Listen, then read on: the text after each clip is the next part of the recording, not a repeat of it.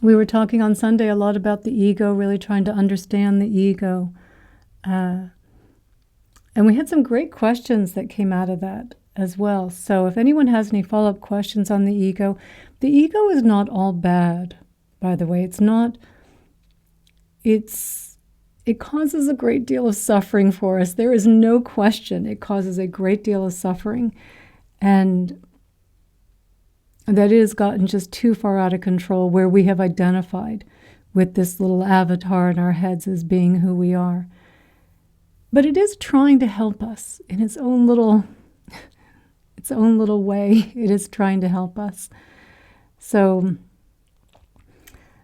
while the ego does create a lot of suffering for us, I really am not of the mindset that we throw the ego out entirely. It's an illusion. It's not real. So it's just to see through the illusion of the ego, to see where it's causing us suffering, where, and I'll just keep talking until someone has a question, by the way, but to see like how we get so attached to our views and opinions, like that's the ego, right? That can't handle someone disagreeing with us or someone correcting us or offering a different opinion, right? It's the ego that can't handle hearing anything outside of what it thinks. And how lost we can get in that, right? Just in that, like our attachment to our views and opinions, where we'll be having a discussion, maybe it's a discussion over email going back and forth, and we fired off a response. And even once we fired off the response afterwards, we can see how we go right up into our heads thinking about, now when they come back and then I'm going to say this, right? Or if they say this, then I'm going to say that.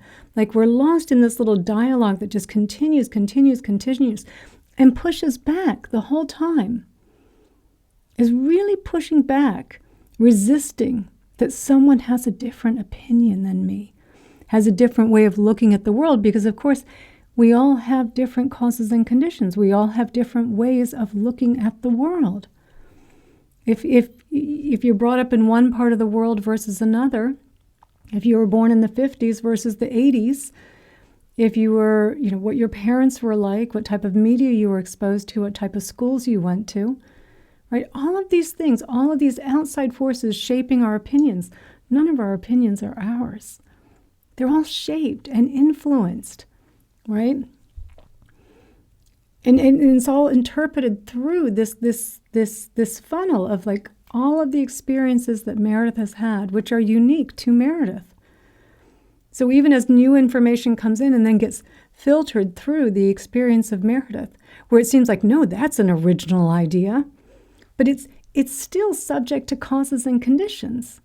It's not me coming up with it. It was all these causes and conditions that created it. And yet the ego claims ownership of all this. It's my opinion. No one should disagree with me. It can't handle being disagreed with. It can't handle criticism or feeling like it's wrong. The ego will never admit it's wrong. Right? We see this today where people are getting so tribal. It doesn't even matter. No one's trying to look for the truth. It's just about being right. Even when people, they know their argument is wrong, they'll still say, but that's still, I believe that anyway. Like, that's our ego. It's not helping us in that respect. It's not helping us. It's gone too far. So there's so many ways in which the ego goes way too far. And I'll get to your question in one sec, AJ. And in fact, this Sunday, what we're going to talk about is like the ego's constant need for validation, right? That because we separate ourselves, right? The ego separating ourselves into two, right? In this thought created me and the avatar. Oh, there's a little me here that's upset because someone disagrees with it, right? So because we separate ourselves into two, we feel incomplete. And so we are desperate for everyone's validation. Tell me I'm okay. But it's never enough. It's never enough. And then this is why we end up making really bad choices, or we end up turning into people pleasers. We stay in relationships too long. We don't speak up for ourselves. We let people treat us like doormats. Like, that's not helpful. because we need someone else to tell me I'm good, because I feel like I'm not good. I feel like there's something wrong with me. I need someone outside of me to validate me. And that's the character we're going to talk about this Sunday, because so much of the ego is validation. So much of what we're doing, like, I want you to agree with me. If you agree with me, I feel validated. If you disagree with me, I feel invalidated, right? So much of this comes into this sense of needing to feel validated by something outside of us. And it's never enough, never enough, never enough validation for the ego. You get 1,000 people praise you on Sunday. By Monday, where's the praise? I need more to feel good again. It's insatiable. It's just to go through life in that way of just always needing, tell me I'm a good person. Tell me, please tell me. I don't believe I am. Please tell me. It's a horrible way to go through life. A horrible way. So we're going to start this Sunday with the ego's desperate need for validation, bringing more awareness to it. That's what we're going to be doing each week, is bringing more awareness to the different incarnations of the ego, the different ways that it arises, that you'll all be very familiar with. But spending a class, an entire class on it, so that week really focusing your attention on it, so that you're very, very clear on when it's arising. Because it can even arise as the opinionator attached to its views and opinions, and also judging arising at the same time, because now I'm also judging that other person, right? It can have, and the victim arising at the same time, like all of this, and it becomes a bit of a mess in there. Like sometimes it's, what's going on? I feel like I'm so overwhelmed by all of these conflicting thoughts. But it's good for us to get a handle on, that's the judge. There's the comparer, there's the controller, there's the opinionator, there's the people pleaser. The more that we can get, the more awareness, the more we can define it. We bring it to, we bring it into our awareness, the more we can define it. And once we've been able to do that and acknowledge what's going on, then we can be discerning and investigate what's happening to see if maybe there's something useful in there. Most of the time there's not. But to bring that very skeptical eye to it, it's probably not something useful in here. So really going in with that view, probably not, but let me take a look. Because it's not me, it's just this mind movement, this thought habit that feels like me, that we have taken to be me my whole life. So the more that we can define it, bring more awareness to it, and then separate ourselves from it, start to see how it is just an illusion arising and passing away. So to AJ's question, which I think I could read, where is the ego in us? It's an illusion. As soon as I have the thought, let's say the thought, what do they think of me? What do they think of me? It's this little thought that gives the illusion of a me. It's a trick of language. That's the challenge with the ego. It's a trick of language. That when I say, what do they think of me? What do I think of me? I'm such an idiot. There is this, just in that thought, there is this little me. That it's just, it's a thought, right? It's a thought. But the moment, and I know, AJ, I know you know this in your practice in self-inquiry, the moment you look for it, where is that little me that's so hurt because it was criticized? Or that little me that was so hurt because someone disagreed with it? Right? Where is it? And for those of you that are not familiar with self-inquiry practice, close your eyes and really look. And really start at the crown of your head, work your way down. Where is this little me that feels so solid and independent and real and hurt? We should be able to find it if it is real. But it's because it's an illusion that only arises through the thought, what do they think of me? How dare they disagree with me, right? It feels so real, right? But it's only held up in relation to that thought. The moment that thought What do they think of me? The moment that drops out, so does the ego. And when you're looking for it, when you really think, well, where is it? You're kind of looking for that little feeling, the center, right? The center of all that, and you're looking for it. You can't find it because it's only held up in the thought. But of course, we can't underestimate how powerful our thoughts are, right? How much we take them to be true, how much we can't put the thought down. So it feels so real. We're carrying it around all afternoon. Maybe a few times we're distracted. We get a phone call. We've got to respond to someone on an email. We take a little break on an insight timer class, and it's like, oh, yeah, I feel a little better. And then, oh, what was bugging me before? That's right, my boss was micromanaging me again, or that family member, I've still got that problem with them, and I just need them to see things from my point of view, because that's what the ego always needs too. I always need someone else to do something. My problem is always out there. It's never here. It's always pointing outwards. The problem is always out there. And so because we carry these thoughts around so much of the time, we spend on average, from a Harvard study, 47% of the time, we spend lost in what's called self-referential thinking. The ego, me. It's all about me. Me in the future, me in the past, even me just narrating my current experience, a lot of comparing and judging happening there. These are the ways that we all predominantly think.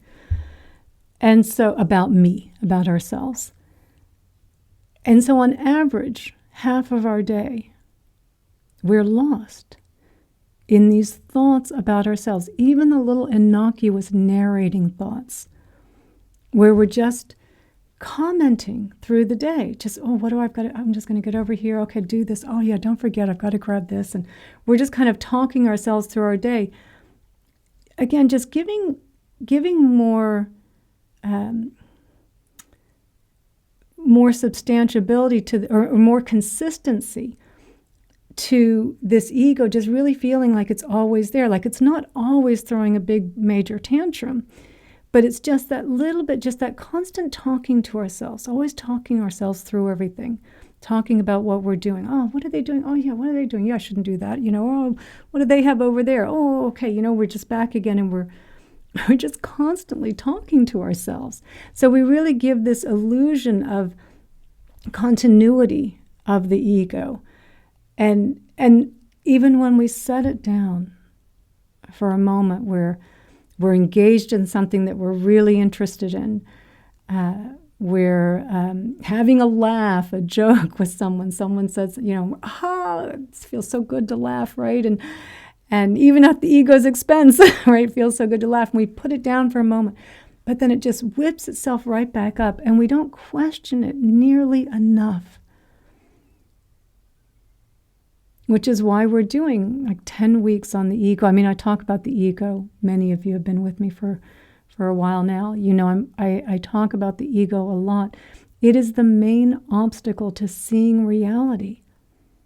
Because as long as we have the virtual reality headset on, and I'm believing this virtual Meredith up here that needs all of your validation, that needs all of your approval, that needs you to believe unquestioningly in everything I say, please do not.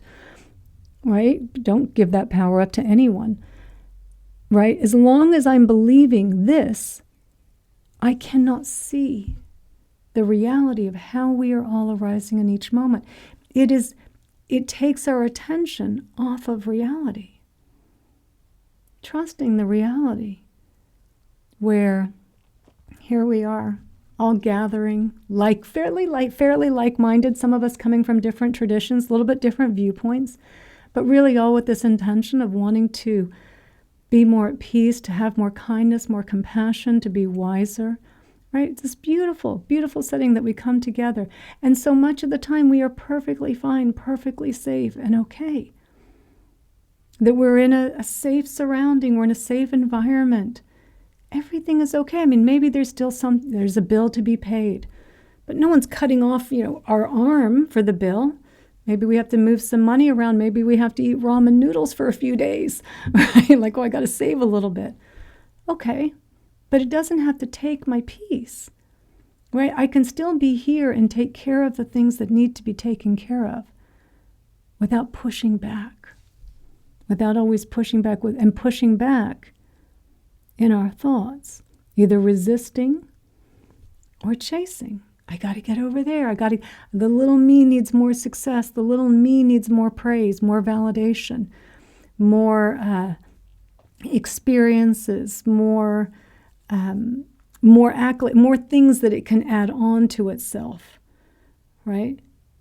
And it's a never-ending chase. But this is all happening in our thoughts. So there's no place you can find the ego, and that's part of our spiritual practice, is look for it. This is what's driving you day in and day out, your ego. You should see if it's real or not, and question if it's giving you good advice or not.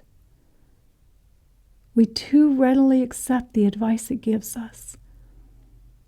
And all too often the advice is causing us to act in ways that we end up shooting ourselves in the foot because we're so outraged, we're so offended, ruining relationships, creating, what starts as maybe a healthy discussion with someone ends up attacking the other person's character because we can't handle someone disagreeing with us. Not giving us good advice, not helping us to see the truth, not helping us to not just see the nature of reality, but to understand something better, that we're trying to have a discussion with someone to understand where they're coming from. Maybe they have some information we don't have. But it's the ego is very closed-minded, very closed-minded. It's an illusion. Sometimes a helpful illusion. Every now and then it's giving us good advice. We don't want to throw the baby out with the bathwater. But we do want to be clear we are not the ego. It's not who we are. That's what we're trying to see, not to destroy the ego. You cannot destroy an illusion, but you can see through it and see that it is an illusion. That's what we're trying to do when we ask the question, what do you want more than anything in the world for yourself? And I gave the pointers for some of you that may be new: peace, connection, contentment, love, joy, right? Some of the words to describe what it is that we're looking for. This is all here and available to us in any moment, in the absence of the chasing and the resisting of the ego. Not in the absence of having a goal. Not in the absence of wanting to have an experience of something, right? Or go on a holiday, go on a retreat. Not in the absence of those things. In the absence of the chasing and resisting that believes there is something here that is going to be more complete if it gets over there, or that is incomplete because something is coming in it doesn't like. So again, balance, middle path. Buddhism is about the middle path, not taking either extreme. Right? We're here in the world to enjoy the world, experience the world, of course. Don't get lost in the world. To not get lost in it, because then it's no longer enjoyable. So in the approach from a Buddhist perspective, it's the middle path. To see through the illusion. You're not the ego. You're not your thoughts. You're an arising in each moment, changing moment by moment by moment, as the river changes and flows moment by moment. You are of that same nature. And when the river flows,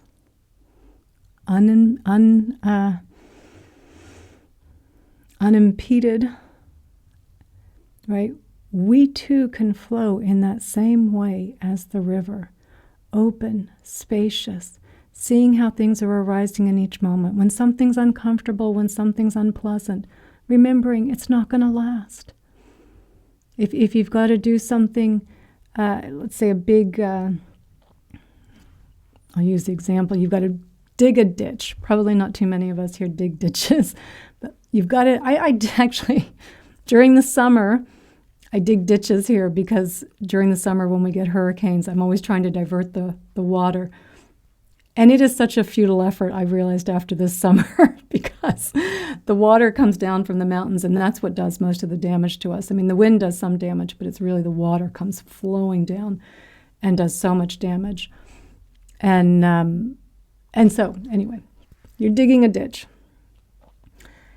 And digging the ditch in and of itself, there's nothing, I mean, it requires some effort, it requires some work, right? But it's just digging a ditch. Right? Like, yeah, it's a little bit, it's not my favorite activity in the world to do is to dig a ditch, but I dig a ditch, hoping to divert the water. I hope I have learned this year. It really makes no difference. It's going to go where it wants to go. But digging the ditch and being okay with digging the ditch is fine. There's still peace in digging the ditch. But if I am digging the ditch and I am telling myself, this is such a nightmare that I have to dig the ditch, and the rain better go down this one this time. If not, I'm moving. I'm having, in some way, like we're always pushing back. There's a consequence. I'm going to do this. I'm going to do that. The water coming down the mountains doesn't really care what I think. It's going to do what it wants to do. I'll do my best, and I have been trying to do my best to divert the water. But that's the difference, right? We've got a bill, right? We've got a bill, and it's like, oh, that was way more than I thought, right? And it's okay to even think next time I should ask in advance, or next time I should be more clear about something. Like, okay, yeah, that's probably something to learn from this. But if I keep spinning in my head in this story about this is so unfair, and why did this happen, and I can't believe I have to pay this, and then back again, this is so unfair, I can't believe I have to pay this, why they're taking advantage of me. And again, this is so unfair. Like, it just plays on this loop. And the whole time that I'm stuck in this loop, I am believing there's a little wounded Meredith in there about paying this bill versus I got to pay the bill. Yeah, it sucks. Okay, it sucks. You can even say like, oh, that sucks. Self-compassion. That sucks. That sucks. Next time I should ask in advance. Yeah, okay, I'll try to remember that next time. But sometimes I get a good deal, sometimes I don't. Right? We always expect I should only get the good deals, never the bad deals. That's not the experience of being on this planet. That's not flowing as a river. Right? It's like, yeah, pay the bill. Okay, yeah, that kind of sucked. But don't push back on it. In your thoughts, don't make a story about it. It's not helping us. We're making our experience heavier than it needs to be. Digging the ditch with a big monkey on my back versus digging the ditch without a monkey. Dig the ditch without the monkey. It's much better. Much better. Hi, Thomas. Good to see you. Hi, Gary.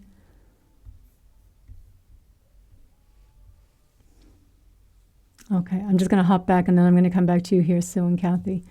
From Martin, it took me a while to not get defensive if I encountered criticism, ego in full effect. Yeah. Oh, we're at 108 again. Thank you for noticing that. We got there on Sunday, 108. Thank you. Maybe you were the 108, Thomas. Maybe you brought us to 108. Maybe you were the auspicious joining here today. So, to Martin's point,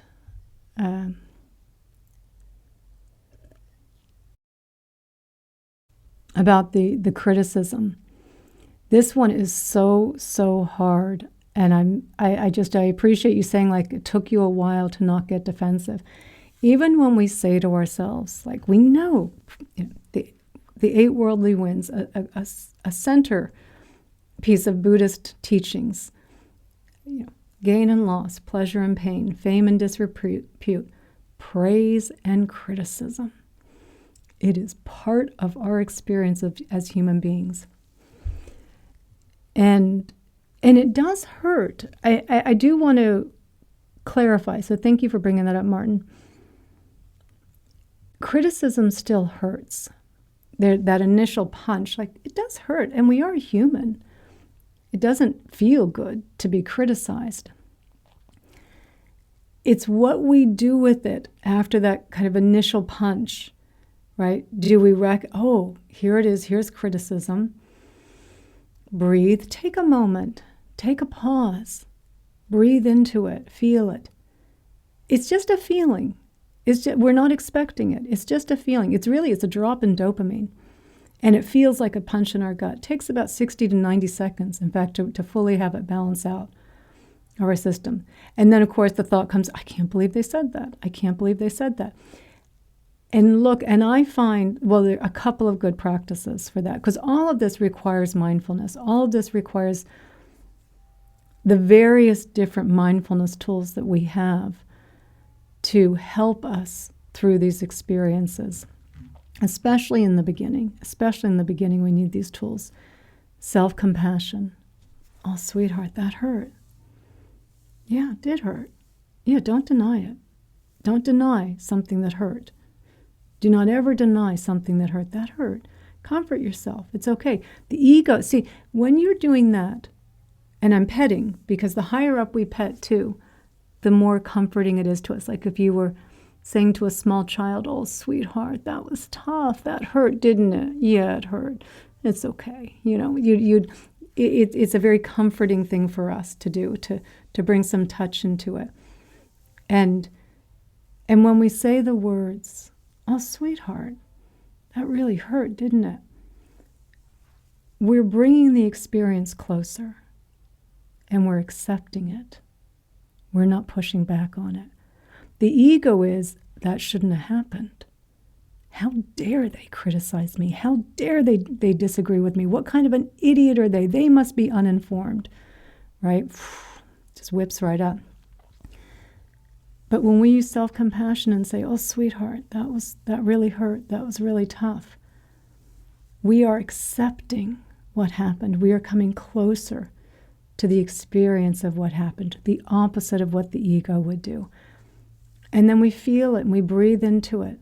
And we can continue to say comforting words. And we can say things, another beautiful self-compassion practice. Just like me, millions of people in the world right now are being criticized. It's a normal human experience. It happens, right? Right now, in this moment, millions of people are being criticized. It is a normal part of the human experience. It's not one that we would sign up for.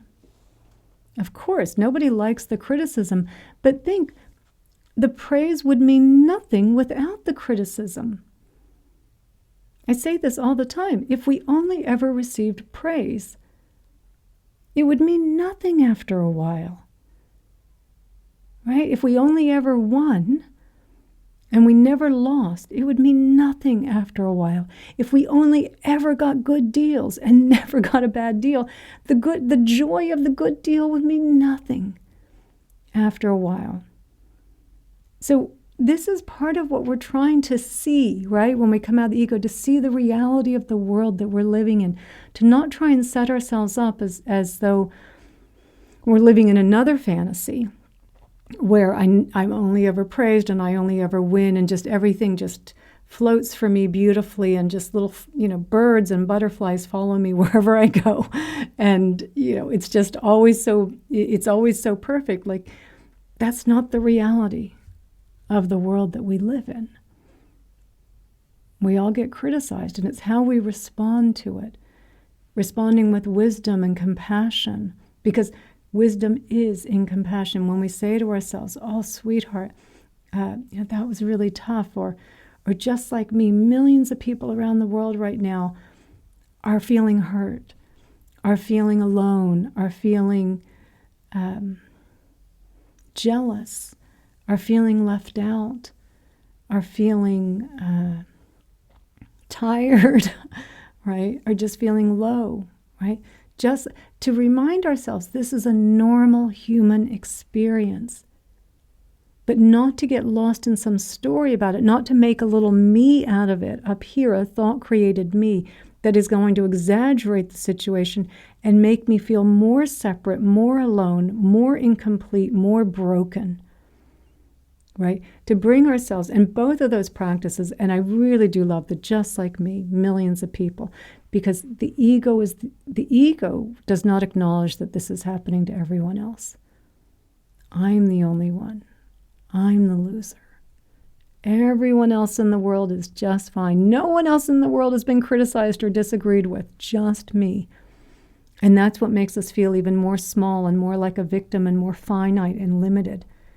But when we even recognize, just like me, millions of people around the world right now are hurt, are feeling lost, have a problem, something that does need to be taken care of, something unresolved, just like me. Yeah, this is normal. This is okay to be with this, right? And if we can get ourselves out of the illusion without all the exaggeratedness, without all the binary way that the ego looks at it as well, with it's either I'm set for life or this is it, it's all done for. Right? It's always like, I got the praise, I'm set for life. I got the criticism, I'm doomed, right? It has just this extreme polar ends on everything, as opposed to the reality of like, this is part of the experience of life. And when we have that experience, like, oh yeah, criticism it hurt, acknowledge that. It's a normal part of the human experience, just like me, millions of people are experiencing this. Then, and breathing, feeling it in our body, coming into our body, reality versus the illusion. We might even be able to think, maybe there was something valid there. Maybe there was something I could learn from that. Or maybe they do have a viewpoint now that maybe I should consider just exploring that. Maybe there was something they said that actually makes some sense. But we can't see it through our ego because our ego is always going to push back on it. It's always going to push back. Now, if it is like, no, I think they were just being spiteful or they're having a tough day, right? Yeah, then, okay, there's nothing to look at it from that perspective then. Just, yeah, they were probably having a tough day. And that is also a response that the ego wouldn't have because that's a compassionate response.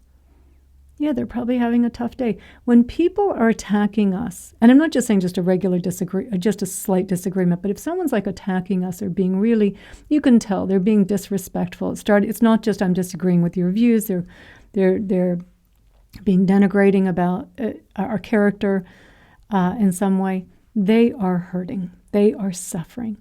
100%, without a doubt, they are suffering. There is no question in my mind. Whenever we are suffering, we hurt other people. It's so tragic that this is what we do. When we're hurt, we hurt others. But it is almost always the case. I've never come across a case where it hasn't been that. Let's leave a little room for me to be wrong there. But almost always, if someone is hurting you, they are hurting. They are hurting. And it doesn't mean we excuse the behavior, right? It doesn't mean that we don't even respond in a way that we feel that they were walking all over us and talking to us in a way that was just unacceptable. It doesn't mean that there can't be a response, but not in a way to kind of push them back down, but in a way that is wise and compassionate. Right? I don't feel like this conversation is very, I don't feel like there's a lot of compassion in this conversation right now. I feel like we're attacking each other and let's just take a little break and maybe we can talk again later. Or maybe we even just say, maybe this is the 10th time it's happened or the 5th time it's happened, and we realize where the ego can give us a little bit of a hint at first of some good advice. So this is a great example of where the ego can give us a little bit of a hint of good advice, where it says, that was not kind, how they treated you back there. Like that has been going on. And it starts giving you a little bit more of the evidence, and you're like, yeah, this isn't healthy. This relationship isn't healthy. I need to get out of it. I need to set a boundary. I need to break up with this person. I need to end this relationship. So, but again, like, okay, yep, you alerted me to something. It alerted me to something. 1 out of 100 or 1,000 times, it is actually alerting us to something that is valuable, that's helpful for us. Okay, you alerted me, but now I just need to follow through with it. Not creating some big story around it that I'm a victim. I'm the only one that this is happening to. I'm not a victim. I'm not a victim. I've recognized how they've been treating me. I gave them the benefit of the doubt the first few times. And people sometimes say, a big practice. I think one of our top practices is kindness. Being kind to others, being kind to ourselves. But if our kindness doesn't have wisdom in it, and there is a lot of time that people are going around being kind, their ego being kind, really disguised as a people pleaser because it needs the validation. And then we can end up letting people take advantage of us or walk all over us. So while I think I would still always err on the side of kindness and still give people the benefit of the doubt in the beginning, after a while, we have to be careful that we don't allow our kindness practice, that we are making sure it's rooted in wisdom, so that we do understand when the ego kind of waves its red flag on that, and you're like, yeah, I gave them the benefit of the doubt. It was a tough day. And then they had this other thing happen to them. And then I was there for them for this other thing. But then you're like, man, this is not a healthy relationship. This is not a healthy relationship any longer. And the kindest and most compassionate and wisest thing I can do is to end this relationship or create some space, a little bit of distance in this relationship. Because otherwise it will eventually affect me. That will be a condition that if you are always around people that are taking advantage of you, it will eventually affect you. And in Dr. Brene Brown's research, when she was researching the most compassionate people in the world, the common thread she found amongst them all was they all set strong boundaries. That they understood that if they let people, the people that will drain our energy if we let them, right? Not because they're bad people, but because they're suffering in some way and they don't know any other way to get it. And if we always allow those types of people in our lives and we don't, or we have them but we don't set boundaries, like, okay, I can talk to you about this for 5 or 10 minutes, but then we're either looking for a solution or it's over, this conversation, right? If we don't set some kind of boundary, we will no longer remain compassionate. And that is a travesty. And people do need to understand the consequences of their behavior. Not done in a nasty and name-calling, and I don't imagine anyone here would do it in that way, but in a kind and respectful way. This isn't healthy for me any longer. And then they'll push back at first because most likely they're being ruled by their egos. That may be a condition that gets them, don't bank on it, don't do it for that reason, but it could be a condition that causes them to then look inwards and think about how they are interacting with others, and maybe that they need to do some work on themselves. Maybe they need to go to a therapist. Maybe they need to start practicing meditation, right? That it could lead to that because there are consequences for actions. So, thank you. I think that was Martin that brought that up. And I'm going to hop up to Nancy here because I think I saw something about a cat. And I'll come back to the other questions in a moment. But Nancy, so you had a very judgmental conversation towards you based on someone else's perception and wasn't really a fair assessment of things. And then on top of that, your cat is really sick. So first of all, my heart goes out to you for your cat. It's so tough when our pets are suffering, and then you add that in, like you're already a little fragile because of your cat. And then you stack on top of that a conversation with someone that felt that was kind of judgmental and felt like it was their perception of you wasn't fair. Like that's a lot for one person to take. self-compassion. First of all, for the cat, oh, sweetheart, this is tough. This is tough. Stay with where you are, because it's tough having a sick cat, a sick dog, a sick relative, right? It's it's tough for us, to be with that. So self-compassion, being with it. This is tough. This is challenging. This is hard, right? Keep saying that to yourself. Oh, sweetheart, this is tough. This is tough. Just like me, millions of people around the world right now have someone that they love that is sick. But staying with the feelings right now, and we'll first focus on the cat, and the feeling of your baby, your little furry baby. Staying with where you are now and noticing when the mind wants to jump out to, and is this it?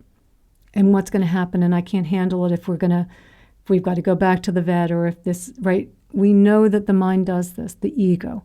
It jumps out into the future, and it presumes something that you do not know if that's going to happen again, or you don't know what's going to happen in the future. Being with what is. The more you can be with what is, keep bringing yourself back and just stay here and be with what's here. The sadness, the concern in this moment, not imagining, simulating in the future, being with the concern, feeling it, and just being kind to yourself. Sweetheart, you're doing your best. Be there with your little kitty cat. She or she's, or here, he, they're I just want to see you're saying here, back to vet again. I think you're going back to the vet again at 4.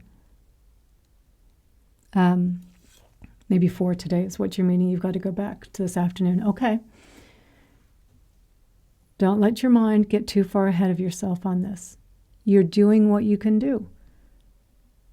You're going back to the vet at 4. You're not ignoring this.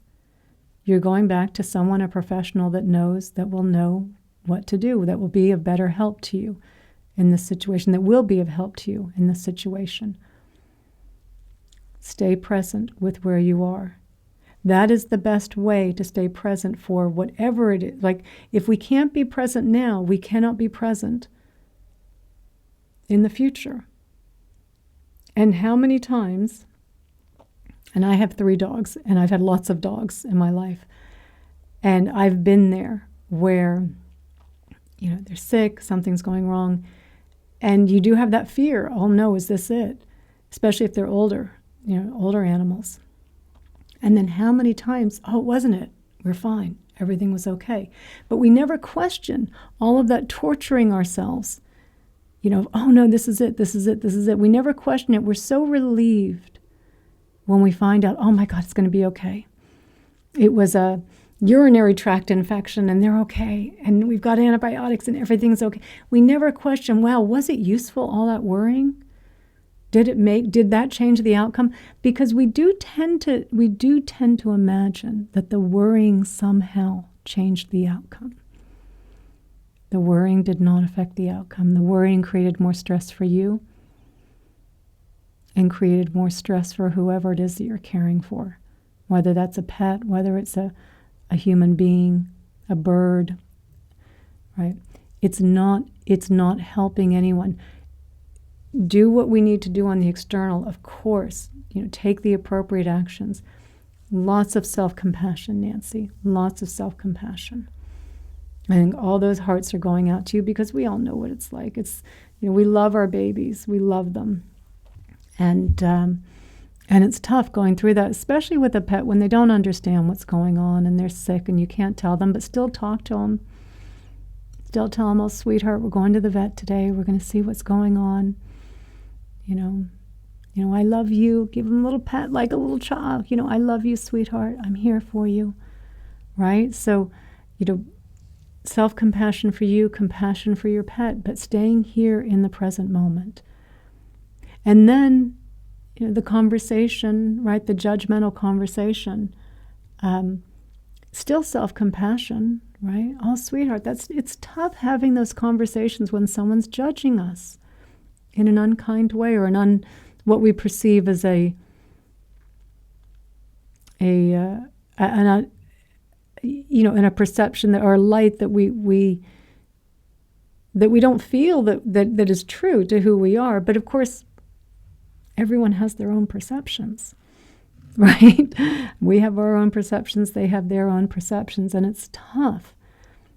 It's tough for us to really be okay with that. We say it sometimes, and we say it, even when someone says to me, I don't care what other people think about me. I mean, they are either lying or they're a psychopath or sociopath, because it does matter to us what people think about us. It does matter. And it really mattered when we lived in tribes, right? That if we were going to get kicked out of the tribe, it would have meant a certain death for us at one point. And it is a good social cue for us as well. If everyone's telling us that our behavior is bad, that's a good social cue. Maybe something does need to change here. That's where I'm saying again, sometimes the ego can be like saying, Meredith, you might need to change that, right? You might need to switch your approach up on that. Of course, it would never do that. It would always push back and just say, no, everyone else is wrong. So it does hurt, though, when we feel we're being judged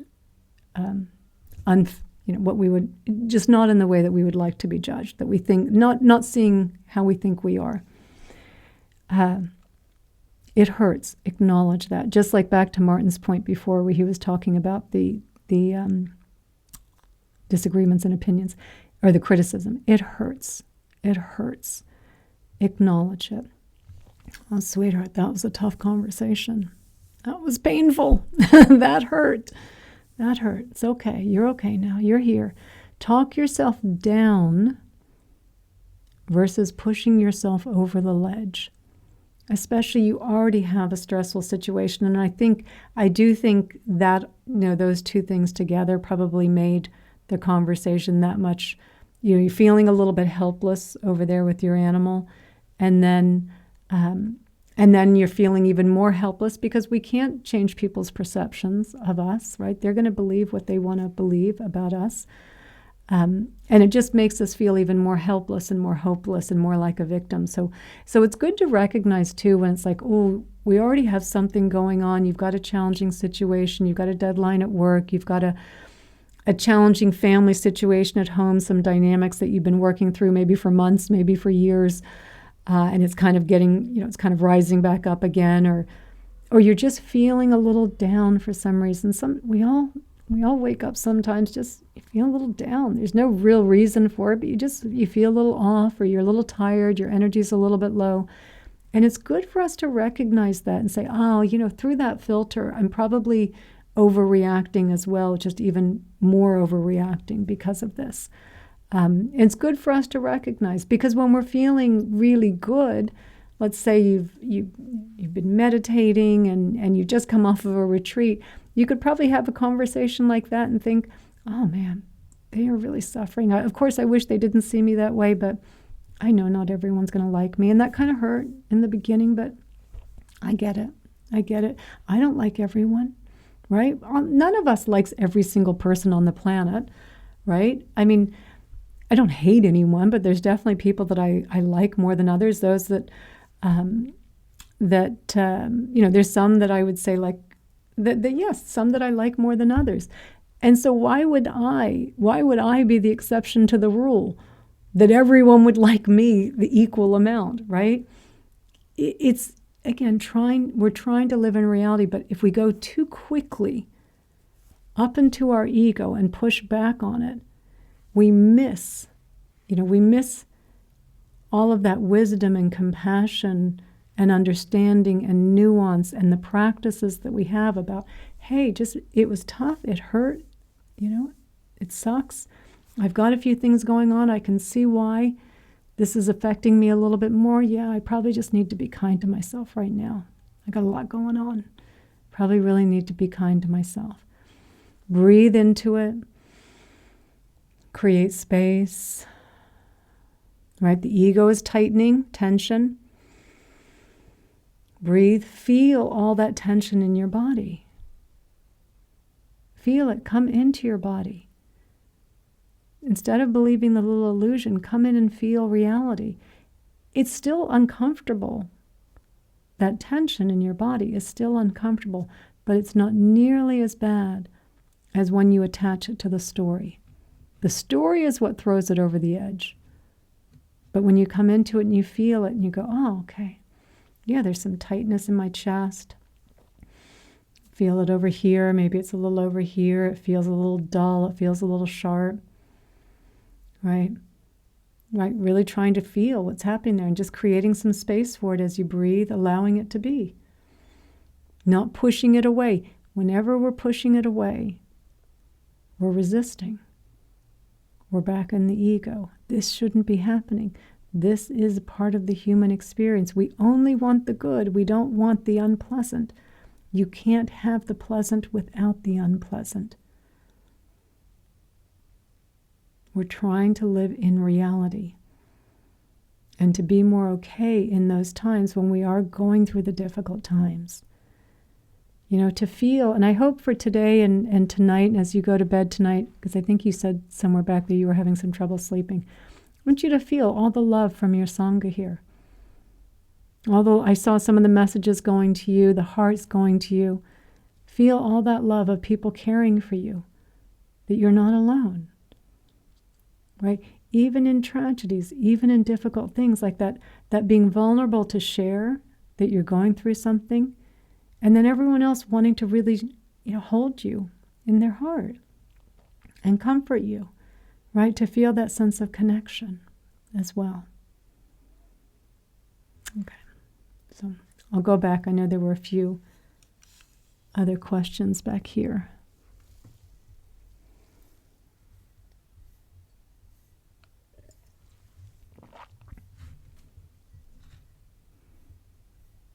I think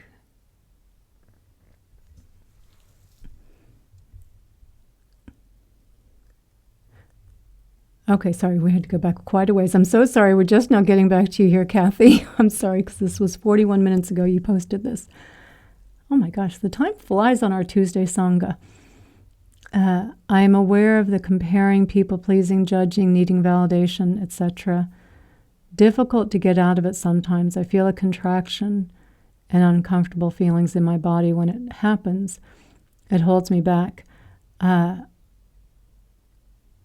And I'm just going to add, because I think Sue's is kind of the same thing. Mara, I think you're talking about Mara, the ego. Yeah, I'm paying attention to the tightness, clenching, and fear that shows up with Mara's presence. Always comes, the ego, Mara, always comes with that tension, that contraction, that uncomfortable feeling.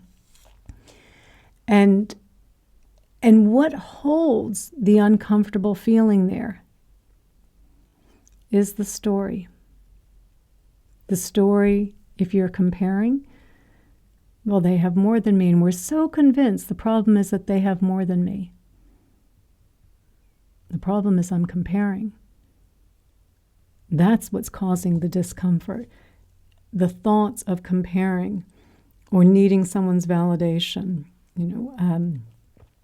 needing someone's praise, needing someone to reaffirm us, right? That's all happening in thought. And it's the thoughts, the thought created me. Is when we have these thoughts, someone has more than me, our brain reacts as well and thinks, oh my God, you're falling behind, Kathy.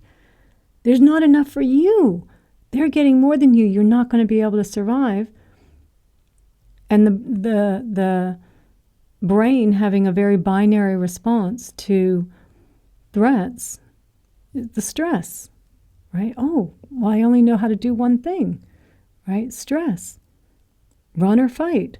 That's it. That's all you can do. And so your body getting flooded with adrenaline and cortisol and norepinephrine, and your blood pressure's up and your heart rate's up, and you're breathing more rapidly from the upper part of your lungs, right? The kind of short, shallow breathing. Maybe a little sweat. You're feeling a little sweat on your hands. All of the available glucose leaving your brain, going to your large muscles, tensing you up.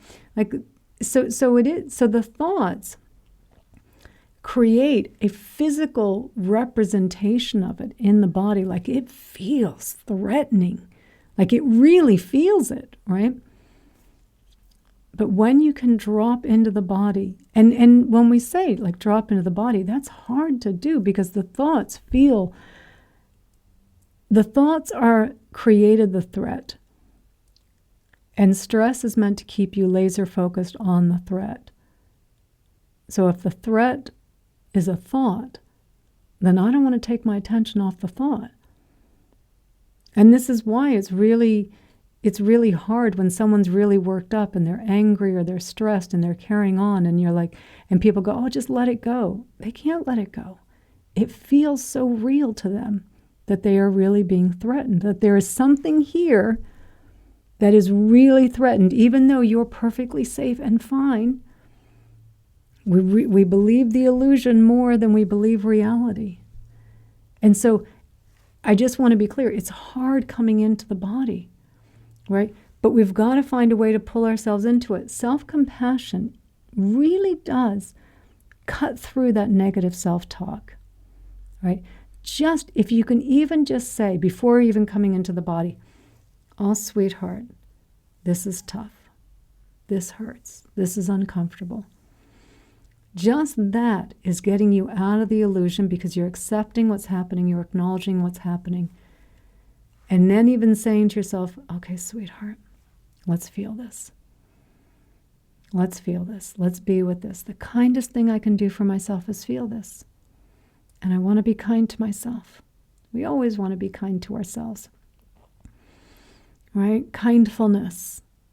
Even just having that intention, I want to be kind to myself here. I'm going to breathe. I'm going to take 10 breaths, just 10 breaths. And just allow these feelings to be here, this tighten, allow all that remnant to be there. I mean, I'm going to open up as I breathe, but I'm not pushing any of it away. I'm going to take 10 breaths, 10 big breaths, allowing it all to be here. And notice how you feel at the end of 10 breaths. The monkey is almost entirely off your back at that point. Right? The weight of that monkey, I'm okay.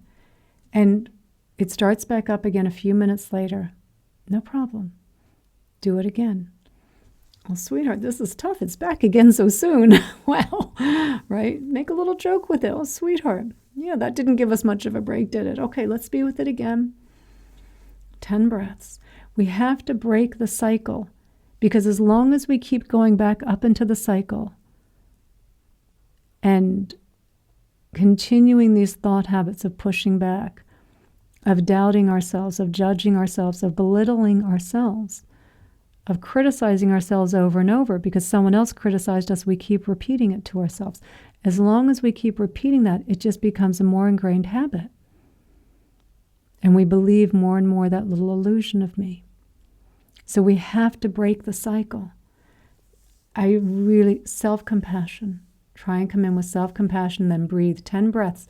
If you have to do it within a 2-hour period, if you have to do that 10 times, I mean, that's probably takes about 10 good breaths, probably a minute and a half or so. So let's give you 30.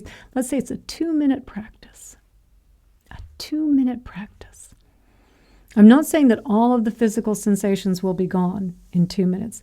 They will be less intense, and you will be out of the illusion. So 2 minutes times 10, 20 minutes over 2 hours. Okay, and you might think, well, that's a lot of time, 20 minutes out of 120 minutes to pull myself out of it. But you are leading yourself closer to the end of suffering every time you do that. Versus the other path, I would argue, because as soon as it starts, it doesn't end in 2 minutes. It just continues on and on and on until you distract yourself in some way, right? And then it just comes back again. So this is really starting to address the issue, to change the habit.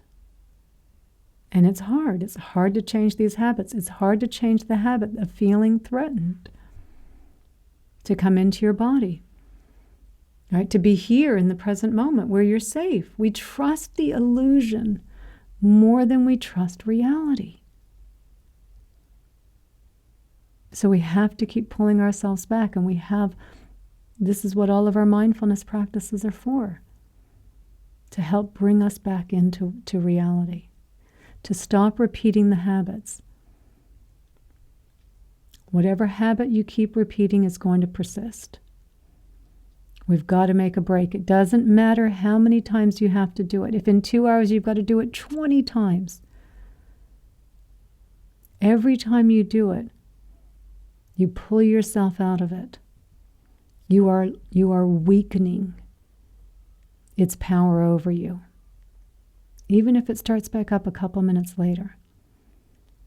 You are recognizing, I can do something. I can pull myself back out. And we just keep practicing. Begin again, begin again, begin again.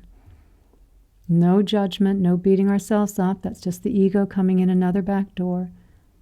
We just begin again and begin again. And thank you, Nancy. Thank you for the donation. Thank you. I appreciate that. And I am just going to mention something because I think AJ's still on here, and he mentioned this to me the other day, because I never ask for donations on these classes. And I know we're advised to ask for donations on them, but I don't ever want anyone to feel compelled to have to give a donation. First of all, I don't like asking for them either. But if it ever moves you, if something really helps you, of course, I very much appreciate it. It is how I make my living. But I don't ask for donations on here because I don't ever want it to be that type of place. I want you to come and listen freely. But if there's something ever that you feel moved to, of course, I appreciate it. Thank you. So thank you, Nancy. Okay, so let's go back here.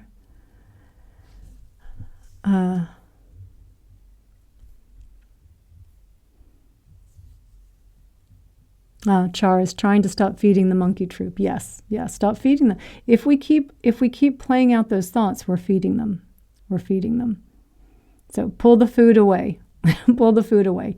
Self-compassion, breathe. Keep pulling the food away. Hi, Cillian.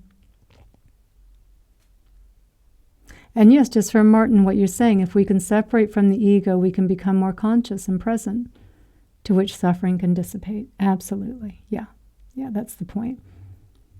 Separating our identity. Yeah, seeing through the illusion, recognizing that's not me.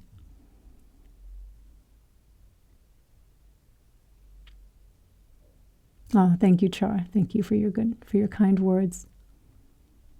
Okay, and then all these kind words for Nancy. Okay, and I hope when you sleep tonight, Nancy, just really, think about all the love and compassion here and everyone holding you in your heart.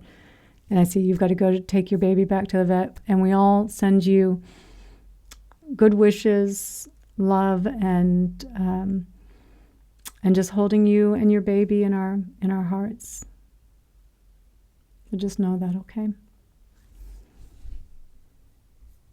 I'll just go back here, just try and do a couple more questions, and then we'll get close to wrapping up here, I think. Thank you, Mary. Thank you for I love your kind words. Thank you. You're so sweet.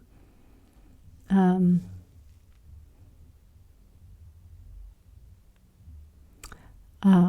don't know astrology that well, but I think Nancy's already off, so, okay.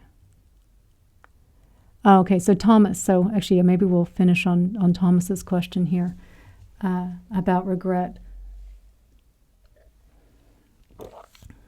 So regret is definitely the ego, right? Definitely the ego. There's a difference between regretting and remorse and reflecting. Regretting, of course, there's no ending with regret. There's nowhere to land on regret. It's just a perpetual, I wish I hadn't done that. I wish I hadn't said that. I wish I hadn't made that choice, right? It's just pushing back on something that happened that I cannot change. Definition of insanity, right? I cannot change it. And in that regretting, not seeing the reality that I couldn't have done anything differently at the time based on the stress that I was under or the lack of sleep that I was experiencing or all the causes and conditions that arose in that moment. Because the fact that it did play out that way, whatever was arising in that moment is how it was going to play out. And so in regret, there is no wisdom, there is no seeing reality. There is this assuming there's a little separate me, the ego, that could have done something differently. No. And it's the ego now with new information saying, well, no, I should have done it this way.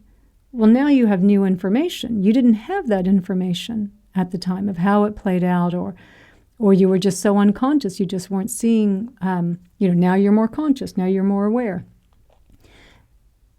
Regret will never lead you to peace.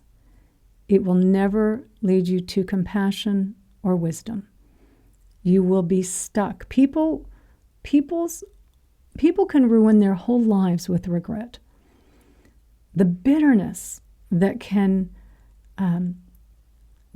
fester within them through living their lives with regret. So it doesn't mean that there's not a place to... So the first thing, though, too, and is this recognition, and this is hard because I know I talk about this and people have a hard time with this. You would not have done anything differently. You would not have done anything differently based on all of the causes and conditions that were arising in that moment. Whatever it was that nudged you in that final to say something, to act out in some way, you would not have done anything differently.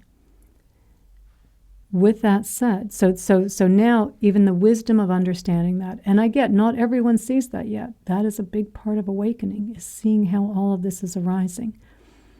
But if you can even just have that first assumption of even just kind of looking at the causes and conditions, even of just this one particular situation. Oh, I was overwhelmed at work. I was having this relationship problem.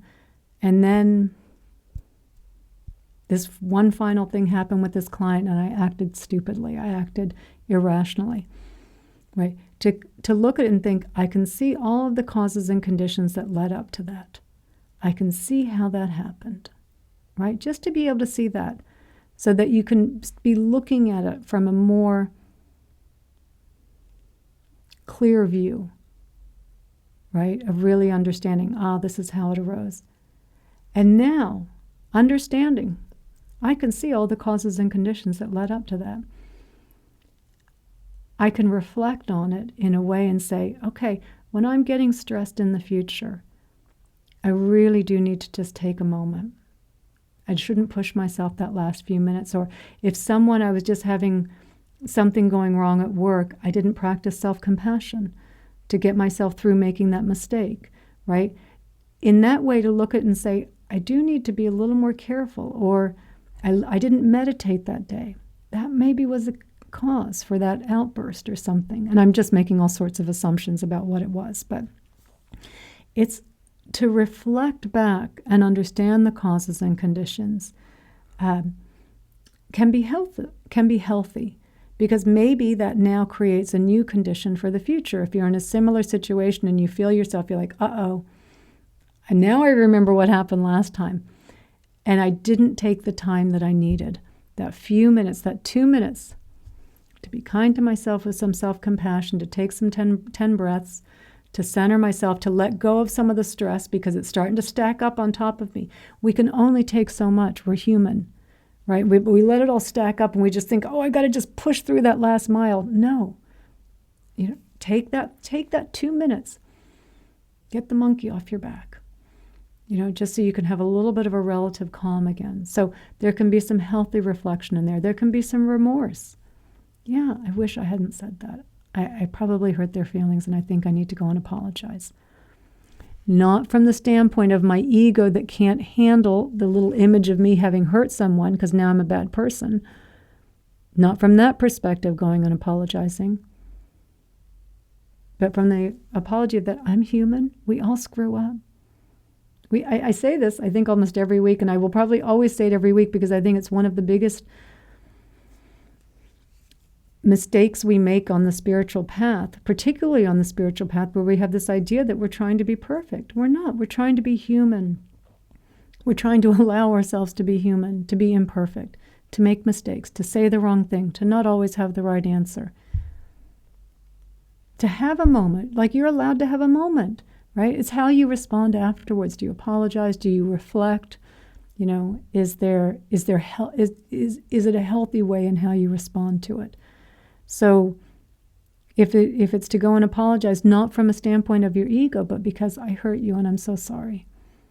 I'm so sorry. Not in this like big spilling out everything about, wow, this is all the reasons I did all this, right? Because trying to get some please make me feel better, right? It's about, oh, I hurt you and I'm so sorry. And I'm so sorry. So regret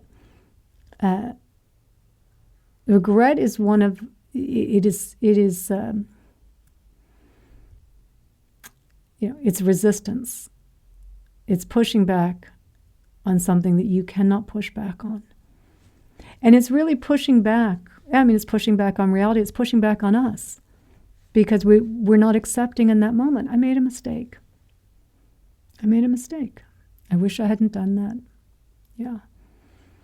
I hope in the future not to do that. I should really just reflect on those circumstances. And for anyone that I hurt, I'm going to apologize. But I'm going to forgive myself as well. So part of our self-compassion, now bringing your hand to your heart. And saying that word 50 times. It's another mindfulness practice, compassion practice. Saying the word, I forgive, I forgive, I forgive. Breaking the train of thought of regret, I can't believe I did that. I forgive, I forgive, I forgive, I forgive, I forgive. Right, you're walking down the road of compassion now. And then eventually the word comes out, I forgive myself. I'm human. I make mistakes. Now if I can forgive myself, I can go and forgive. Or I can go and ask for forgiveness. I can go and let the other person know I am so sorry for how I hurt them. I'm so sorry. It was not my intention. Right? So I hope that helps. Regret is people can hold on to regret their whole lives and let that cloud their, closing up their hearts and just living in the illusion of regret. Come out of the illusion of regret. Forgive yourself. Look back, reflect, and have remorse. There's a difference. And I see you wrote one more comment.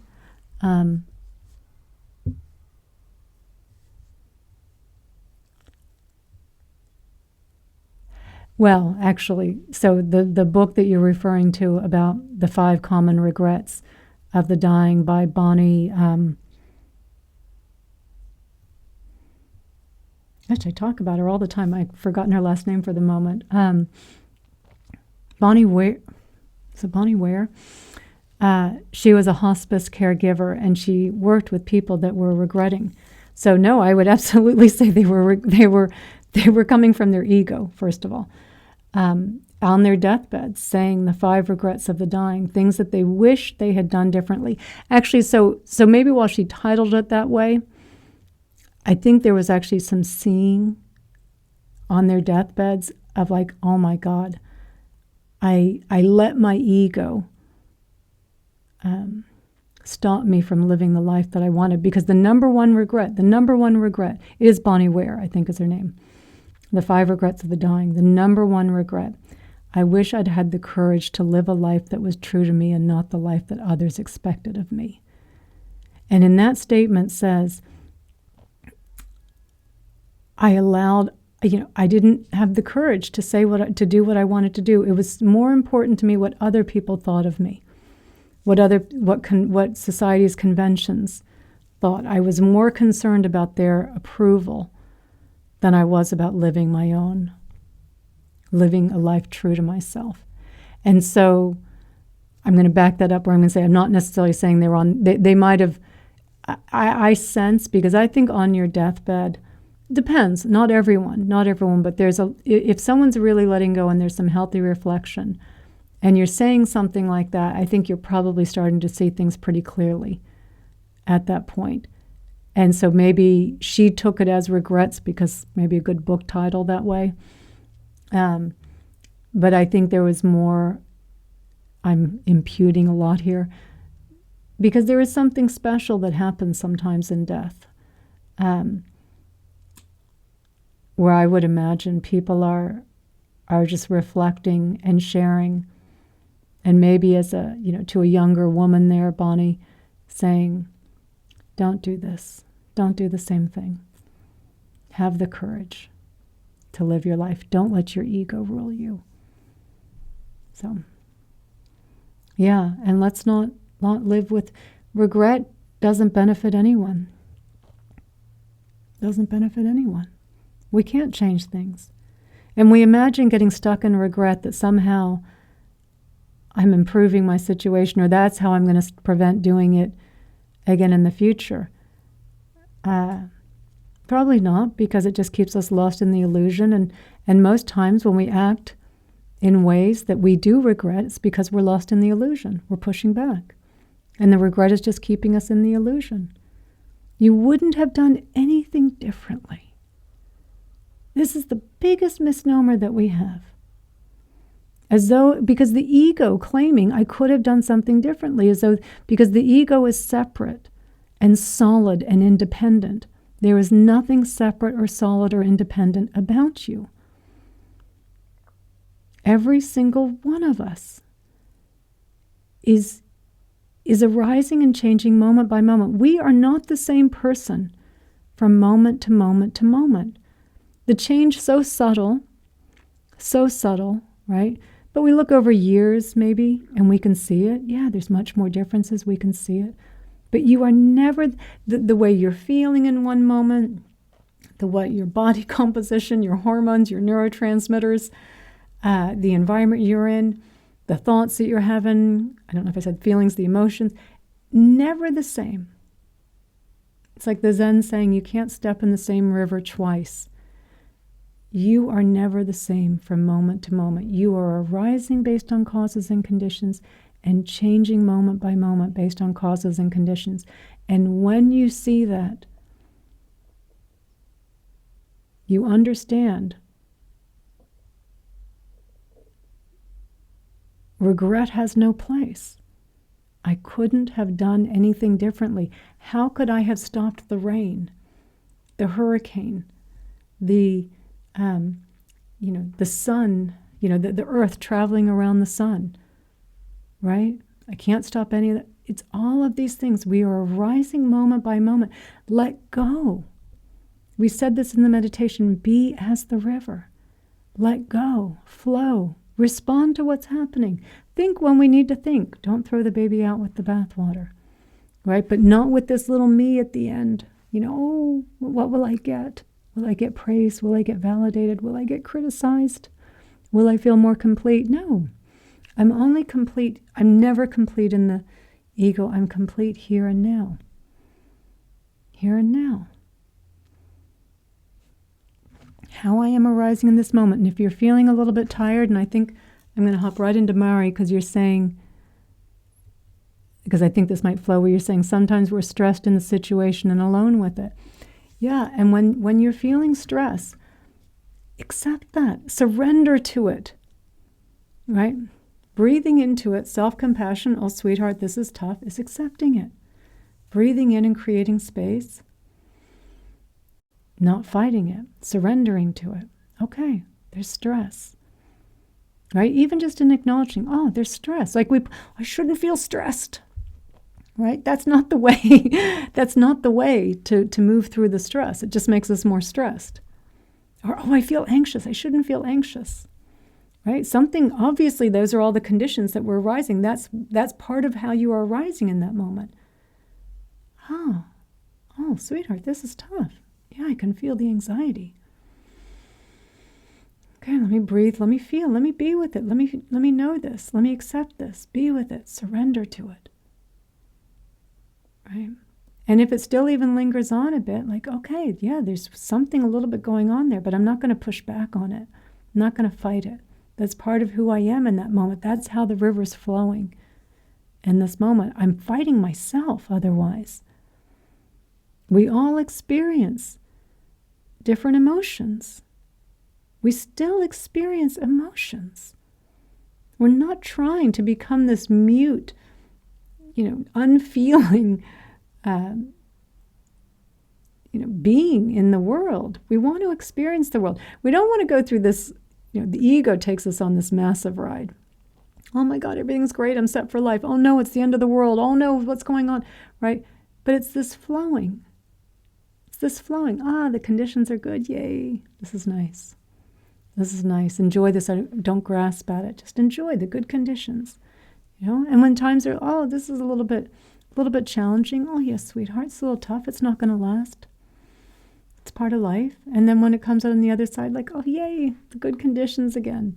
Or just most of the conditions that we experience, which are just mundane moments. More than half of our life.